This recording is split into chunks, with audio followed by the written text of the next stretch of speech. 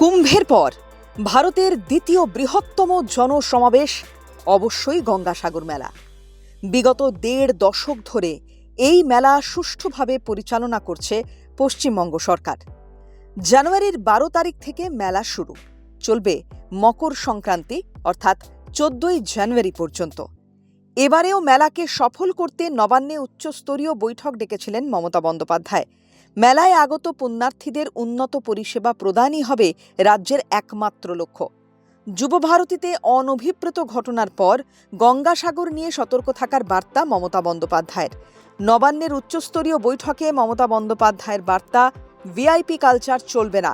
ভিআইপিদের জন্য সাধারণের সমস্যা মেনে নেওয়া হবে না কোনোভাবেই।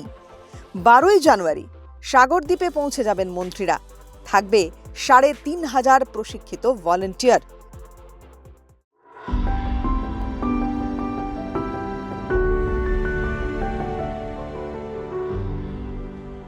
সুরক্ষা ব্যবস্থাকে আরও আঁটোসাঁটো করতে থাকবে পর্যাপ্ত ড্রোন, সিসিটিভি নজরদারি। মেলার জন্য বরাদ্দ করা হবে ২৫০০ বাস, ২৫০ লঞ্চ, প্রস্তুত থাকবে ২১ জেটি। ক্রাউড ম্যানেজমেন্টের ওপর জোর নজর দিতে বলা হয়েছে প্রশাসনকে। মেলা প্রাঙ্গণে চিকিৎসা এবং পানীয় জলের পর্যাপ্ত ব্যবস্থা থাকতে হবে বলে নির্দেশ মুখ্যমন্ত্রীর। ২০২৫ সালে সমুদ্র ভাঙনের ফলে গঙ্গাসাগর মেলায় স্নানের ঘাটগুলির অবস্থা শোচনীয় ছিল। রাজ্য সরকার অস্থায়ী বাঁধ দিয়ে কোনোভাবে ঘাটগুলিকে স্নানের যোগ্য করে তুলেছিল। বিরোধীদের বক্তব্য ছিল, গঙ্গাসাগর আলো দিয়ে সাজানো হয়েছে বটে, কিন্তু নদীর জন্য কিছুই করেনি সরকার। অনিয়ন্ত্রিত উন্নয়নের ফলে ভেঙেছে পাড়।